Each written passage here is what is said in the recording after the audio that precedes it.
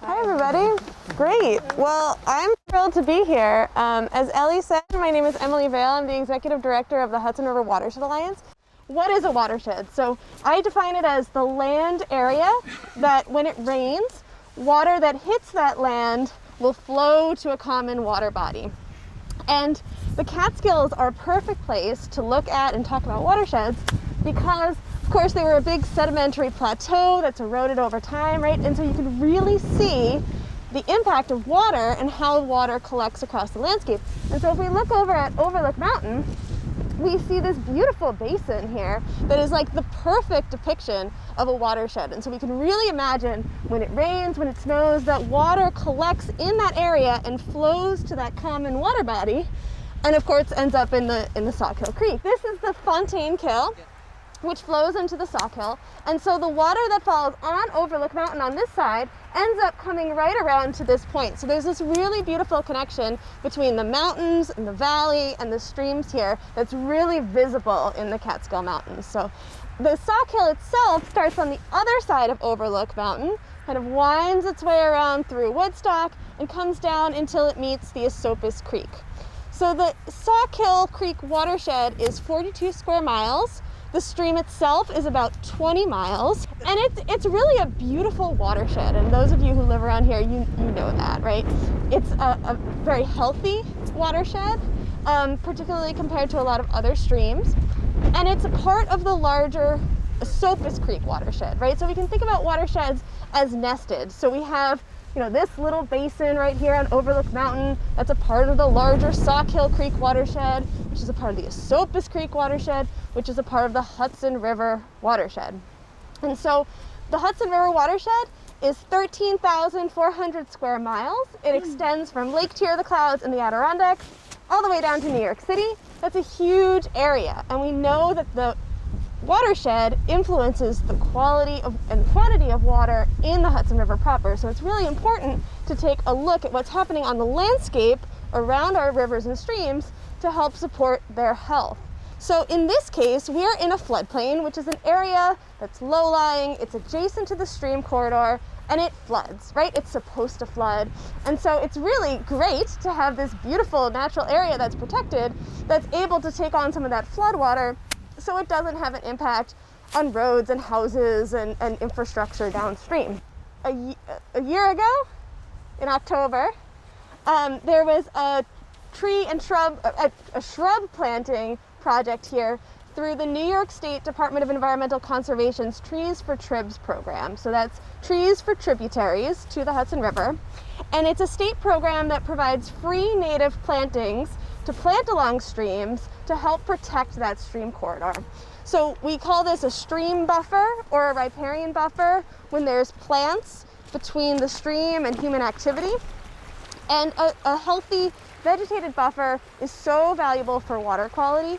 It helps filter runoff, it helps slow down floodwater, it helps mitigate impacts of flooding. It's really valuable for the animals, the fish and wildlife that live in the stream.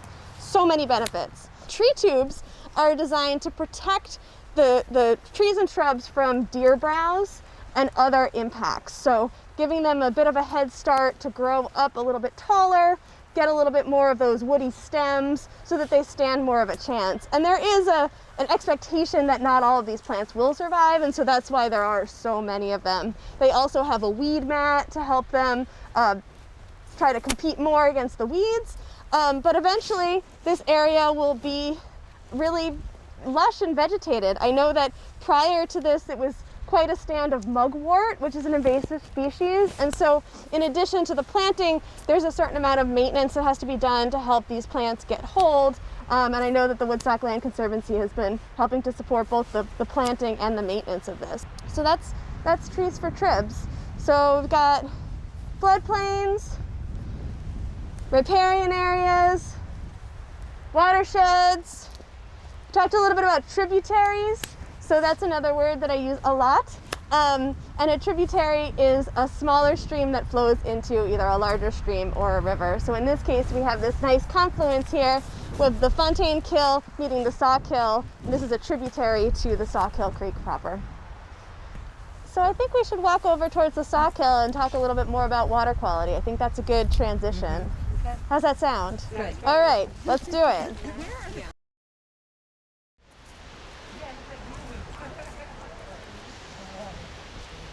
Maybe we should go down here. This is a nice spot, right? Yeah. Talk about water quality?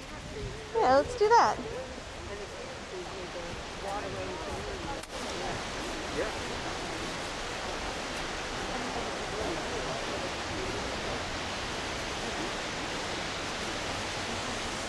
All right.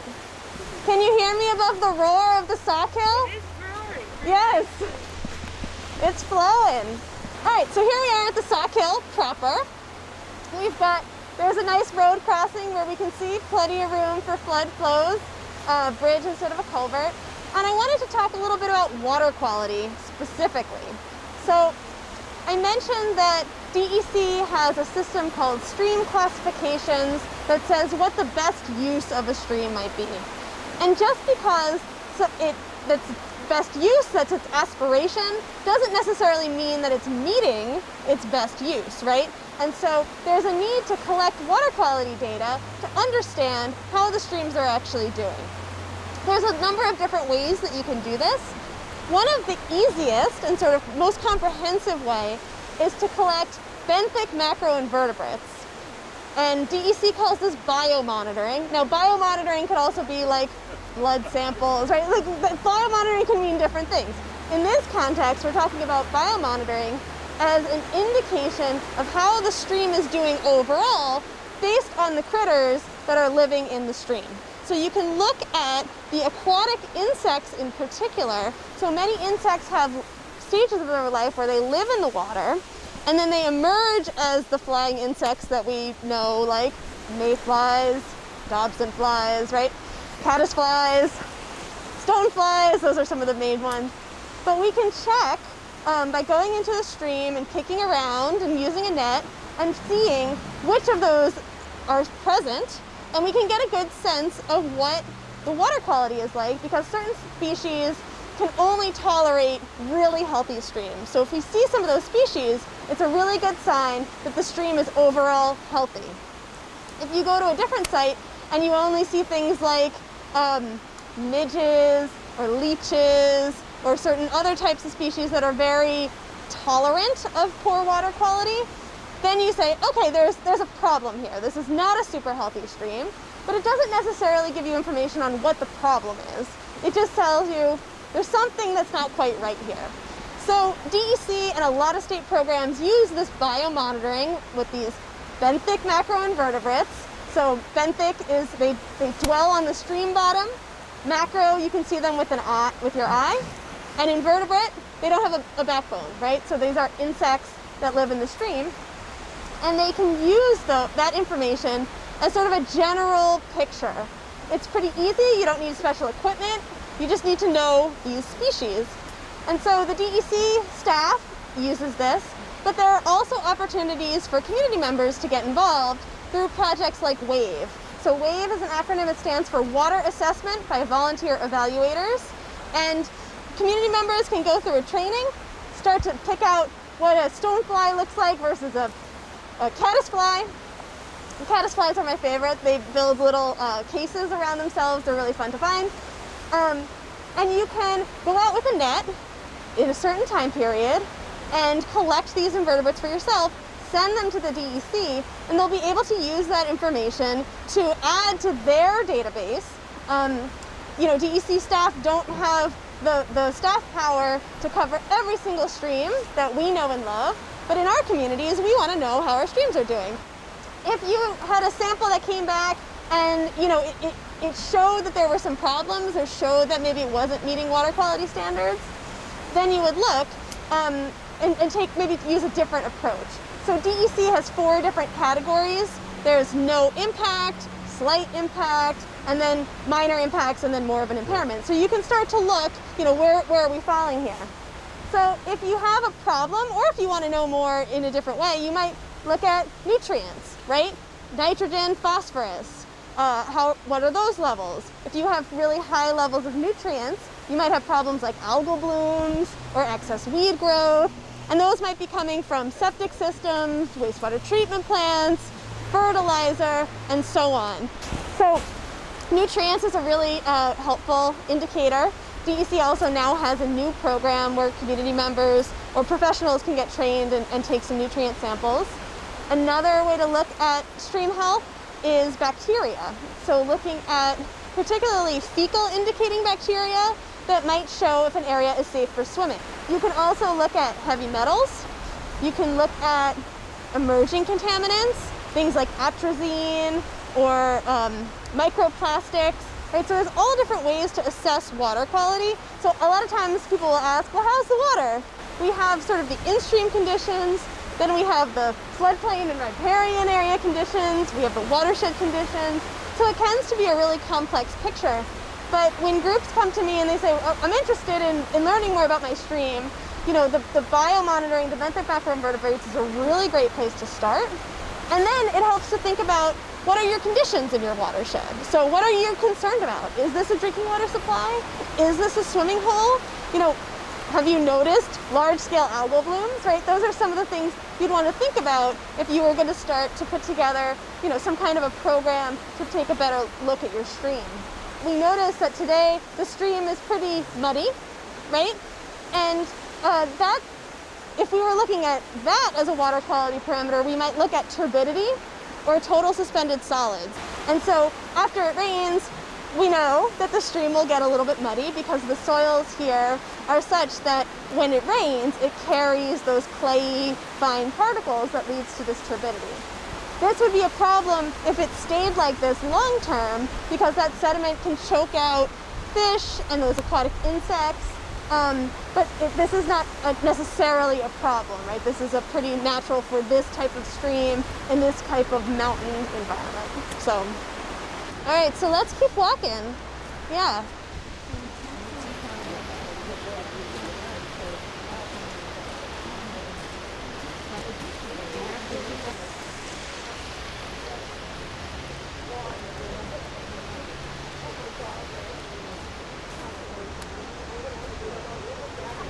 So we have to stop here at this Speedy's permit sign. So this, of course, is the town of Woodstock wastewater treatment plant. And any wastewater treatment plant is required to have this green sign at its outfall. So the outfall is the place where the wastewater treatment plant is discharging into the stream. So we can see it's right here. There's the wastewater treatment plant, there's the sock hill. So just having a wastewater treatment plant is not necessarily a bad thing, right? Wastewater treatment plants are designed to clean water.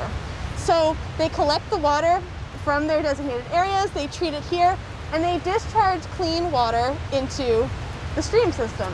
That's how it's supposed to work. It doesn't always work like that, and so it's really important to be mindful.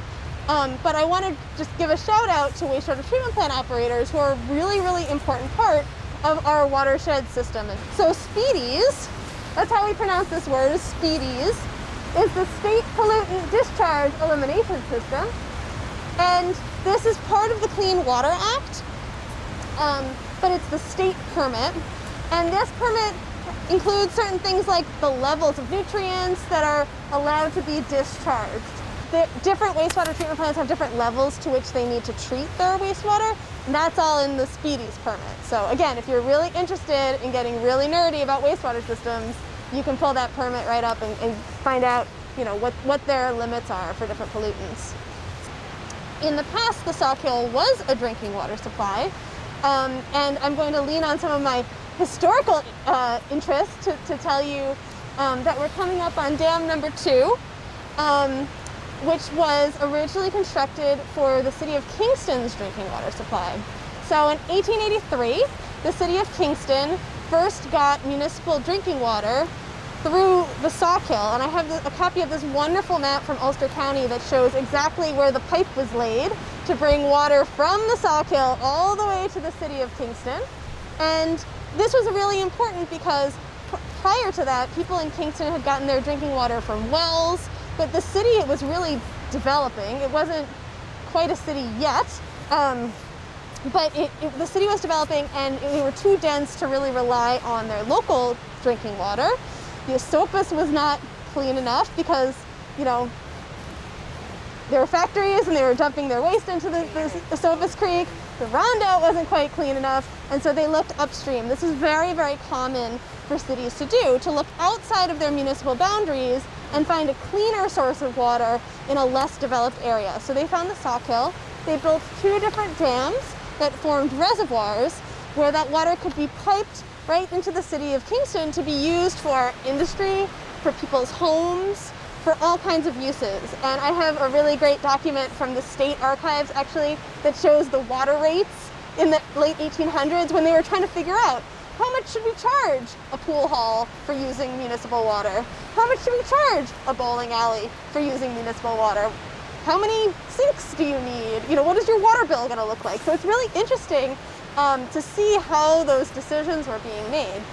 Now, over time, the city of Kingston needed a much larger supply, right? Population's really growing, and so they shifted over to Cooper Lake and building a larger dam there for more of a water supply to feed that population, which is where city of Kingston continues to get its drinking water from today.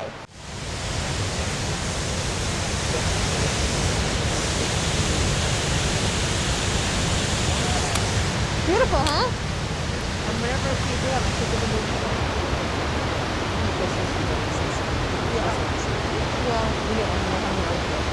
Yes.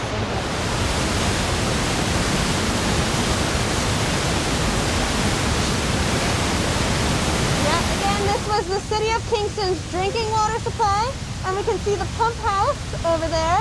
They used to pump the water up and send it down the pipe that I have in this amazing map. One of the things we can see here is that there's sort of a wetland ecosystem behind the dam, right? And we were just talking about how this has filled in over time, right? This used to be more of a lake, and now it's become more of a wetland stream complex over here. And one of the flowing there, that used to be all lake.